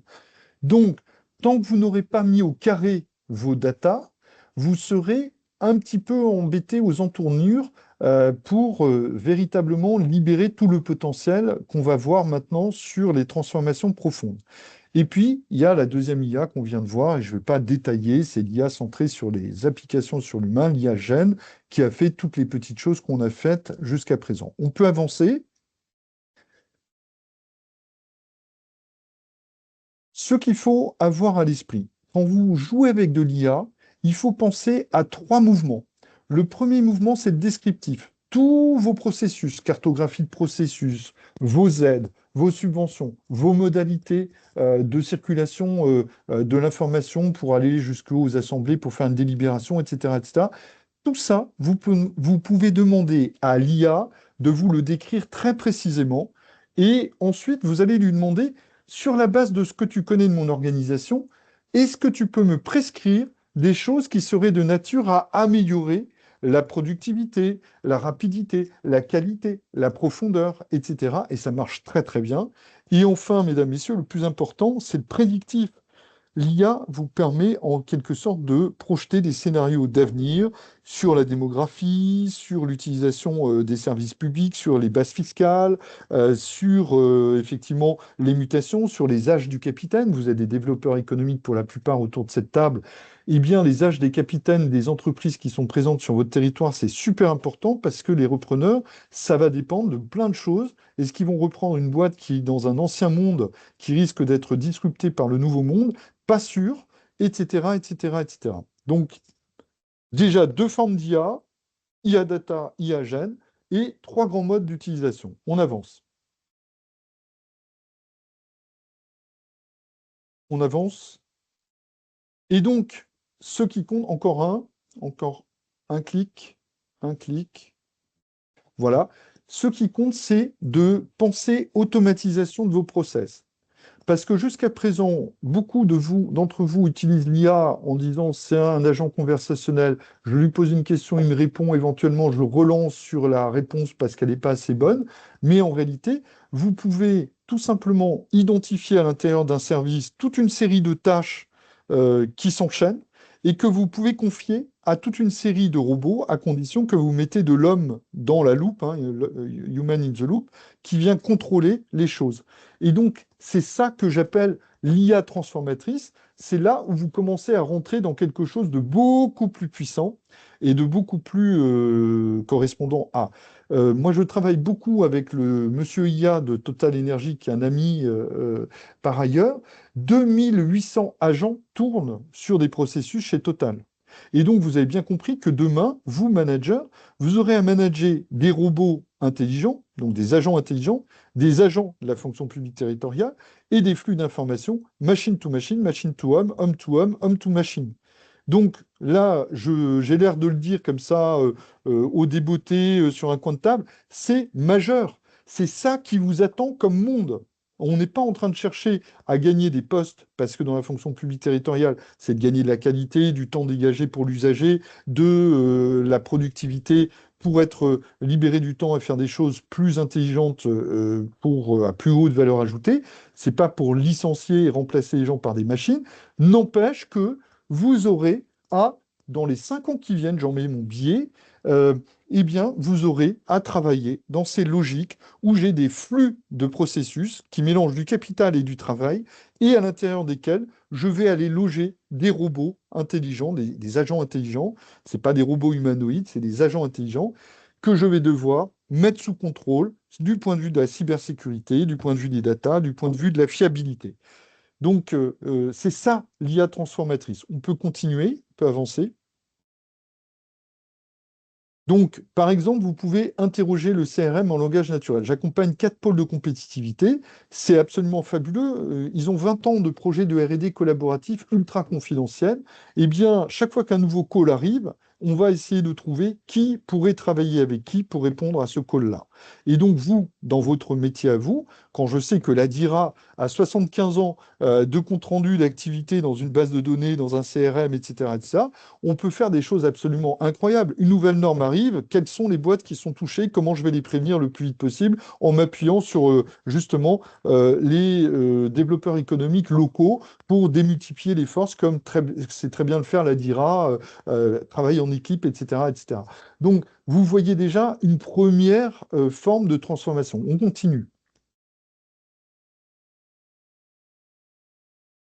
On peut optimiser le matching. Donc, je disais, je travaille avec des pôles de Bretagne, mais aussi avec l'Association française des pôles de compétitivité. Il y en a quand même 8 dans le Grand Est, il y en a 4, 3 ou 4 en Alsace.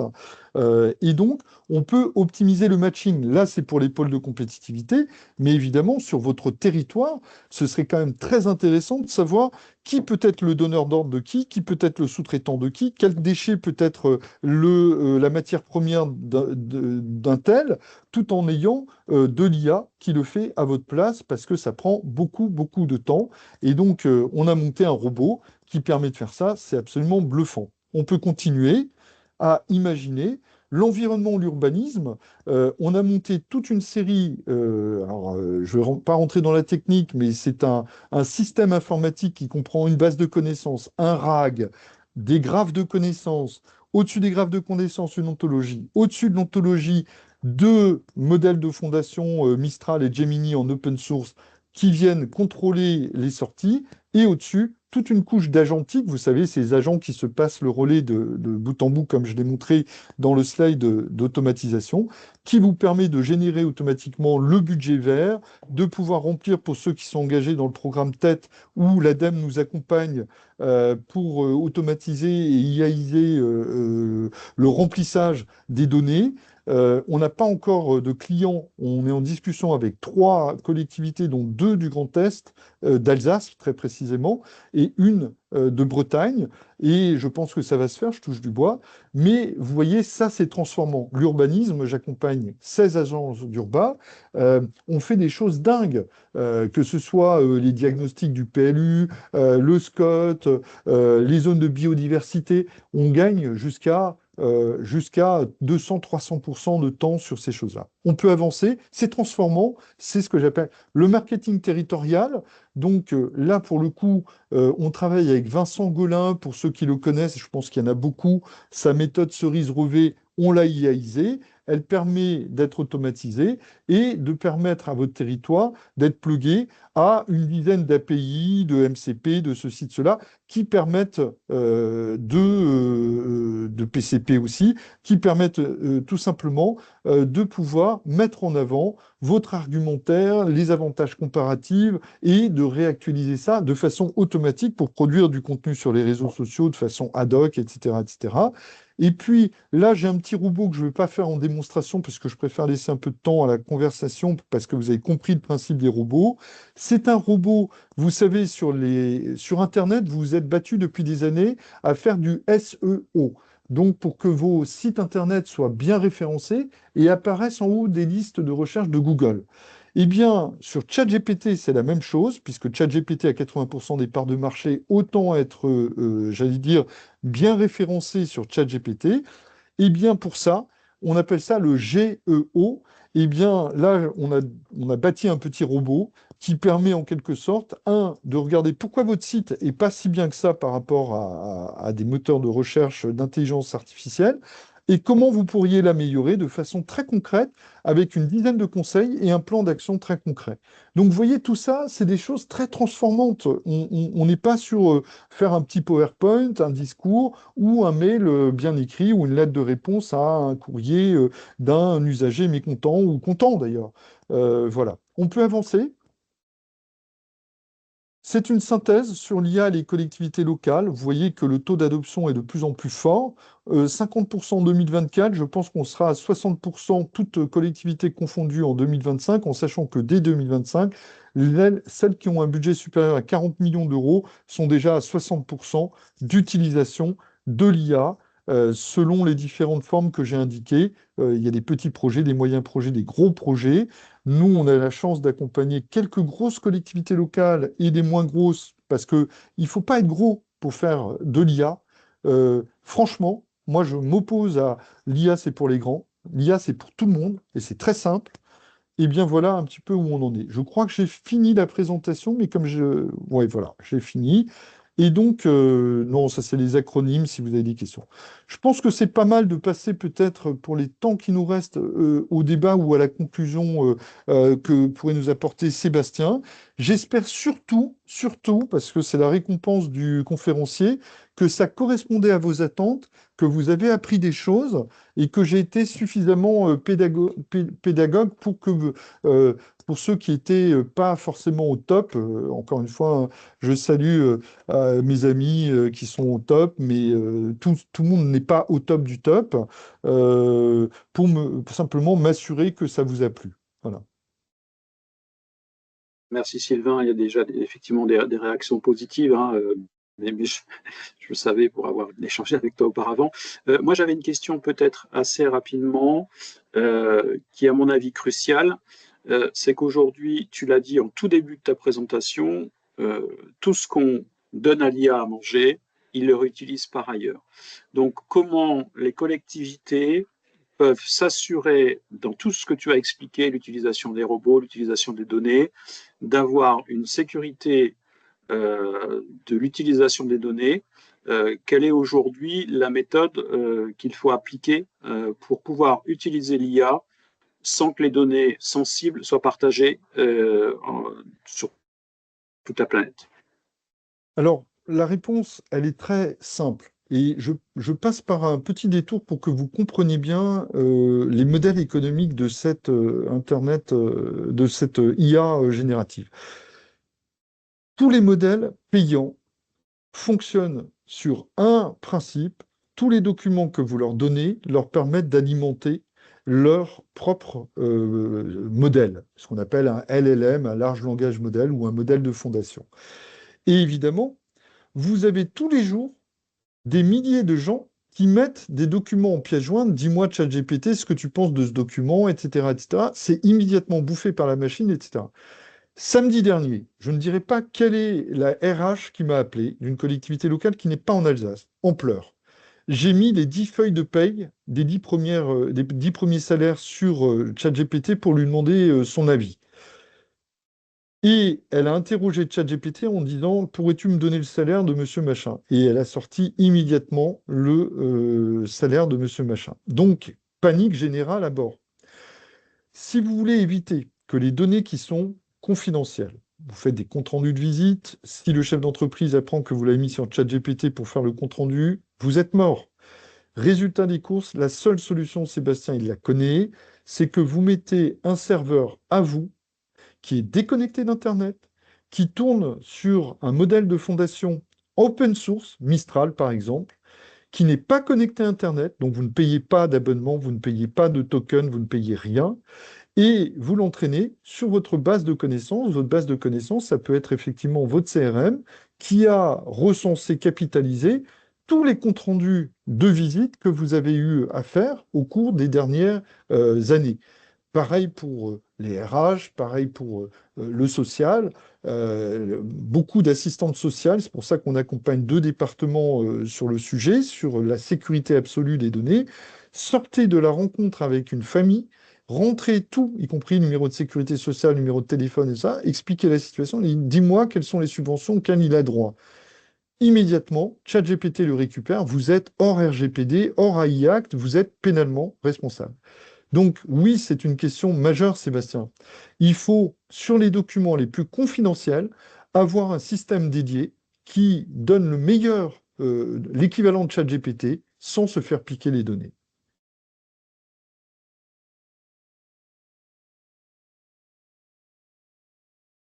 Merci. Est-ce qu'on a d'autres questions?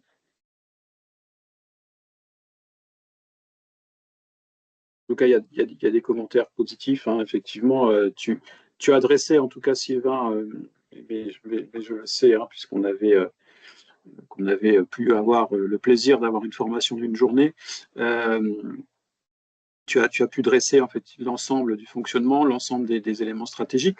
Nous, pour vous indiquer, hein, au niveau de la DIRA, on l'utilise au quotidien.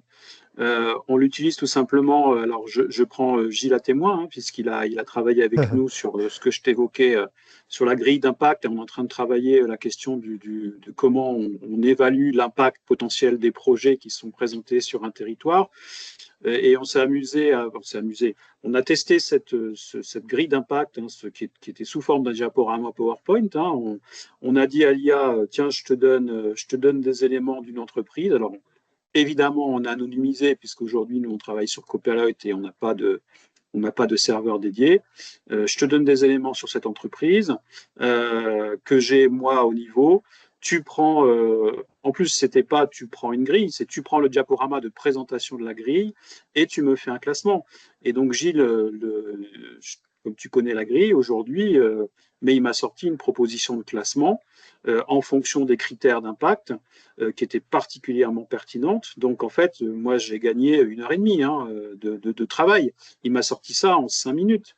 Et d'ailleurs, je lui ai dit, par rapport au projet de l'entreprise, derrière, qu'est-ce que tu proposais d'amélioration pour augmenter son classement, puisqu'on est sur un ranking de classement, avec des propositions.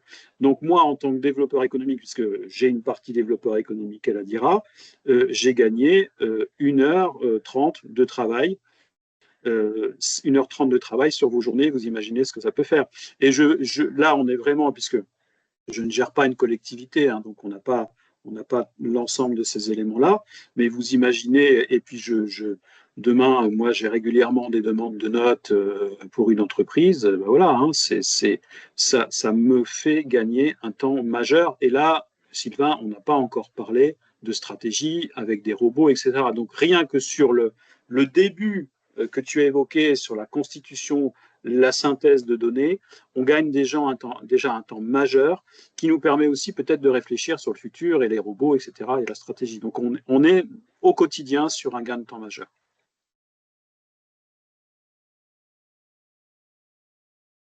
Oui, tu as raison, Gilles. Hein. Derrière, nous, pour la DIRA, soit on anonymise en enlevant complètement les noms, mais du coup, on se loupe un peu de choses parce que derrière, effectivement, sur l'entreprise, j'aurais bien aimé demander à l'IA d'aller me chercher des éléments, puisque par exemple, dans la grille d'impact, il y a la question RSE, d'image de l'entreprise. Donc derrière, en anonymisant, on ne peut pas lui demander d'aller chercher sur le net des éléments de l'entreprise parce que du coup, donc il nous manque des bouts. Donc nous, à mon avis, ou que ce soit les collectivités lorsqu'elles veulent utiliser l'IA pour la grille d'impact, il sera nécessaire que les éléments soient à part sur un serveur.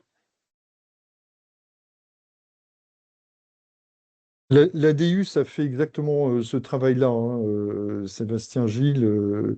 On les a accompagnés à mettre toute une série de documents un peu confidentiels sur un serveur dédié qu'ils interrogent comme s'ils interrogeaient ChatGPT, mais en étant tranquilles. Voilà.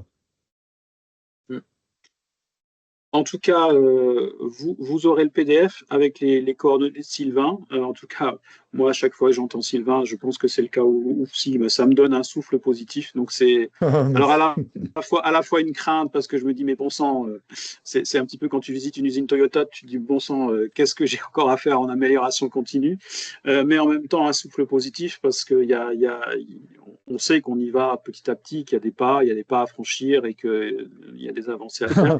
Merci Sébastien. Surtout, je voulais te remercier pour la préparation qu'on a faite. C'était très agréable. Et puis, merci à tous les participants de votre écoute. À bientôt. Merci à tous. Au revoir.